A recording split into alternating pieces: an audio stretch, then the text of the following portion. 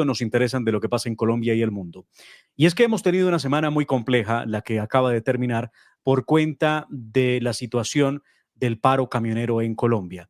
Situación que se desprende después de no llegar a un acuerdo con el gobierno de Gustavo Petro respecto al ajuste del diésel, si se podía o no descongelar la tarifa y cómo esto podía perjudicar a los principales generadores de carga, por supuesto, y de movimiento, de movilidad de la carga en Colombia, que son los transportadores en el país.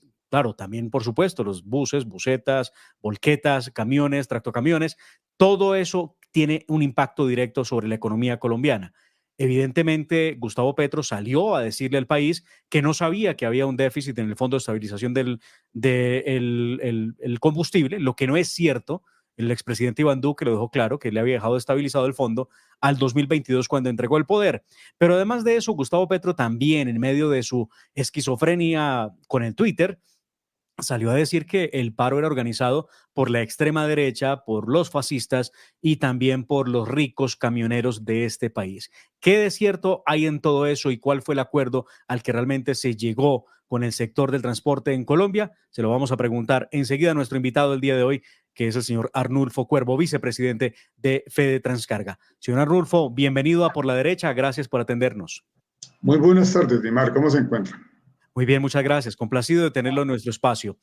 Quiero empezar por preguntarle sobre esas afirmaciones del presidente Gustavo Petro, de donde se desprende una suerte de campaña de todo el pacto histórico atacando a los transportadores, inclusive llegando a llamarlos fascistas y llamarlos de extrema derecha y uribistas, y una cantidad de calificativos que uno no encuentra posibles en un sector que se dedica a trabajar, no a trinar, no a publicar, no a hacer activismo digital como sí lo hacen los políticos hoy en el poder. ¿Qué tiene usted para contarnos sobre ese tipo de calificativos que surgieron de parte del presidente y de su bancada?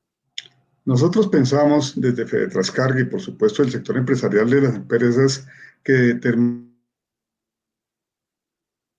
en el país que hay una serie de imprecisiones muy marcadas por parte del gobierno nacional cuando se ha incluso querido estigmatizar a las empresas de transporte como quienes determinaron este paro que acaba de terminar y lo estaban haciendo supuestamente para plantear lo que le sucedió a Salvador Allende en Chile en su momento.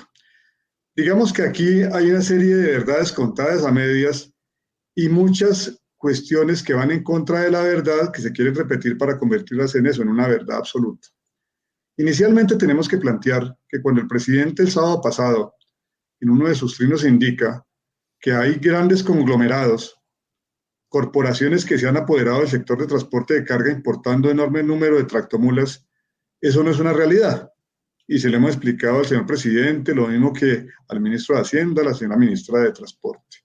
En Colombia hay alrededor de 650.000 propietarios, dueños de buses, camiones y volquetas. De esos 650.000 propietarios, muchos son propietarios plurales de una sola unidad. Tengamos en cuenta que en el país el 82% de los vehículos de carga que circulan son de propiedad de pequeños propietarios, incluso muchos de los cuales los conducen. Solamente el 18% está en cabeza de propiedad de las empresas de transporte legalmente constituidas y habilitadas por el Ministerio de Transporte de acuerdo a la Ley 173 para prestar el servicio de transporte de carga en Colombia. Se ha querido vender la imagen de que las empresas de transporte se quedan con el 50% de los valores que pagan los generadores de carga y ese 50% se lo quedan las empresas supuestamente y el otro tanto se lo entregan a quienes realmente hacen el trabajo. Allí hay una cosa muy importante que debe saber el país y son los costos operativos de las empresas de transporte de carga. No solamente la empresa de transporte de carga genera, y eso debe ser de conocimiento público, una fuerza laboral muy importante.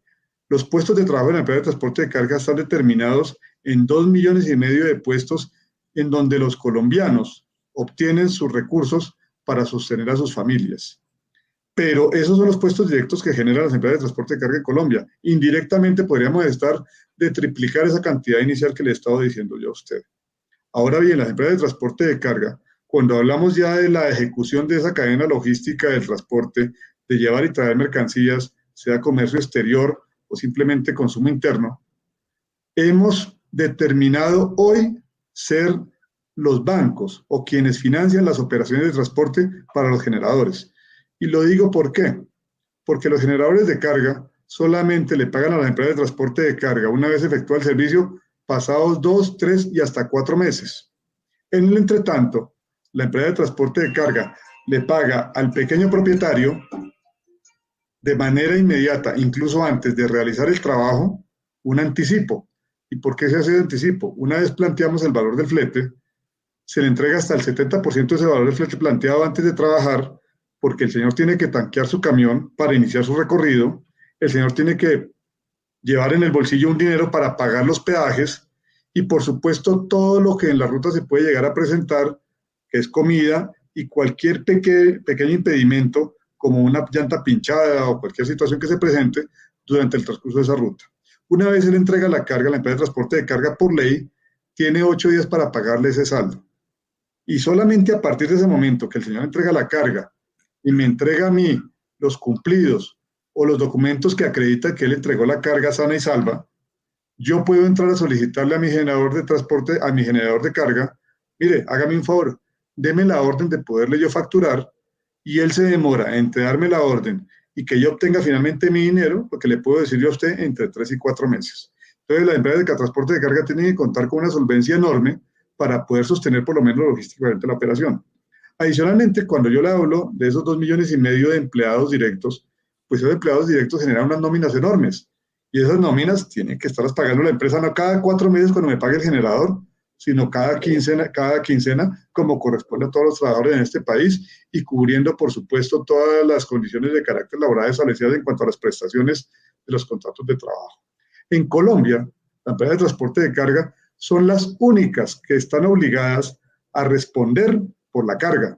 Y cuando yo digo son las únicas es porque el Código de Comercio, que es obsoleto hoy, en ese punto particular, determina que las pérdidas parciales o totales de la carga no corresponden o están en cabeza del dueño, que es el generador, sino que debe ser la empresa de transporte de carga la que responde por cualquier situación de estas que se llegase a presentar y solamente es eximida de lo mismo en caso de una fuerza mayor, caso fortuito, culpa exclusiva de la víctima. Bueno, los eximentes de responsabilidad que se conocen desde el punto de vista legal.